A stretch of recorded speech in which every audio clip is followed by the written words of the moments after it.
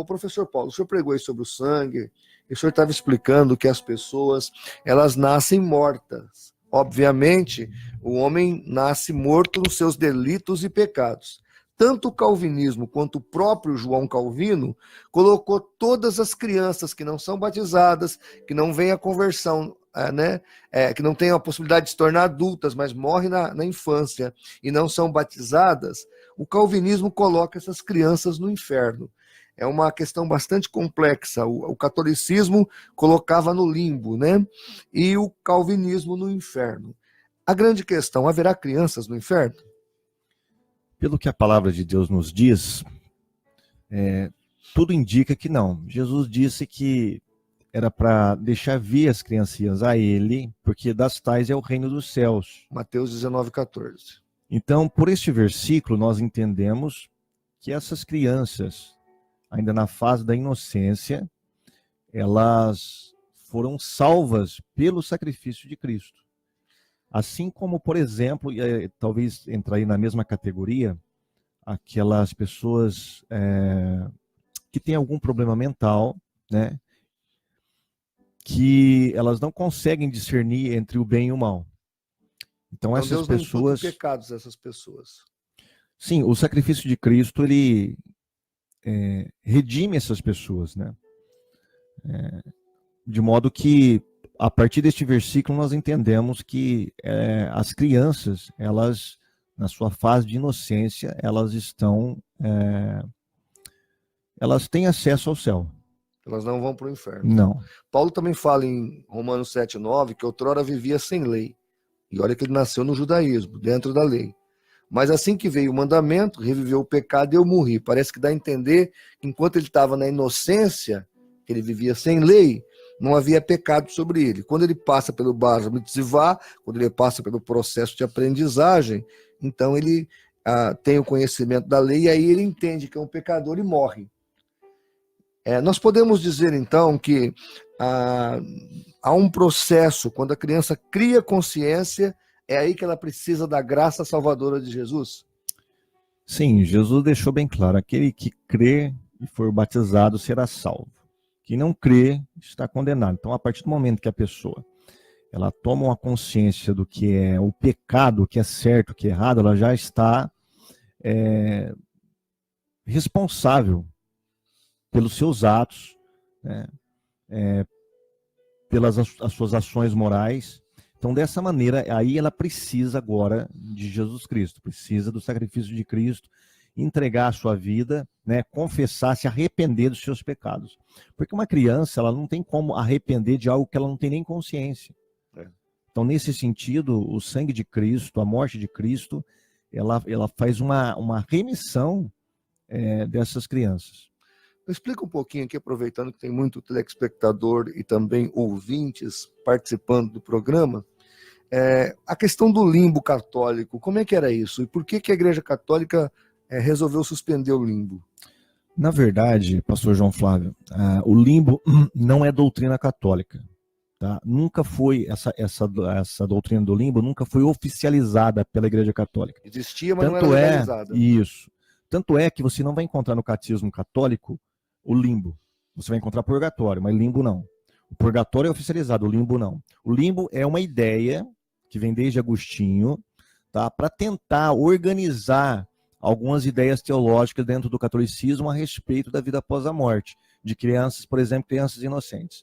Mas ela nunca se tornou uma doutrina católica, de modo que nós não podemos acusar os católicos numa base doutrinária sobre a questão do limbo.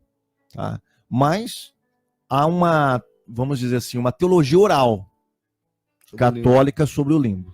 Você falou que veio de Agostinho, então quer dizer, essa ideia de criança no inferno pode ter vindo dele também, da predestinação?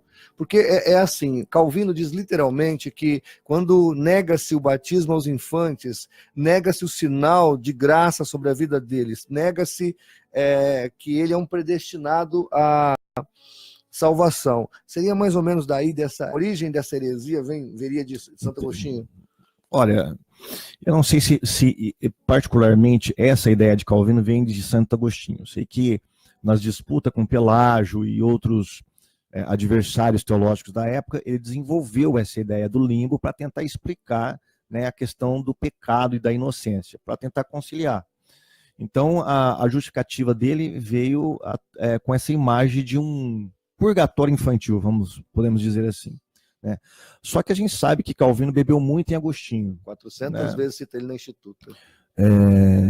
Não só Calvino, como Lutero também. Na verdade, Lutero era da ordem, né, agostiniana.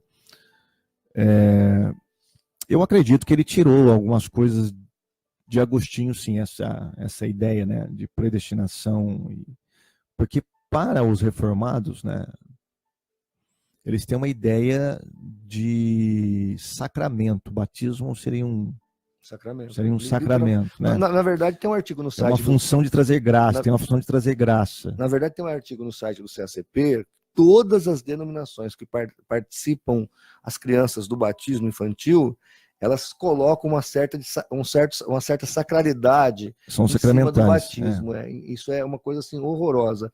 Deixa eu fazer uma outra pergunta capciosa para você. Quero que os ouvintes entendam, e os telespectadores, que o professor Paulo acabou de chegar, passou uma noite no ônibus, ele nem imagina o que eu ia perguntar para ele.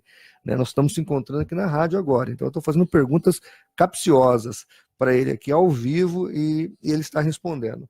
Aproveitando o ensejo dessa questão, não é desconfortável, né, para os reformados, para os luteranos, e não é desconfortável saber que o pai do catolicismo, dos sacramentos católicos, que é Santo Agostinho, é o pai da reforma protestante? Eu me sinto muito desconfortável com isso, você não se sente?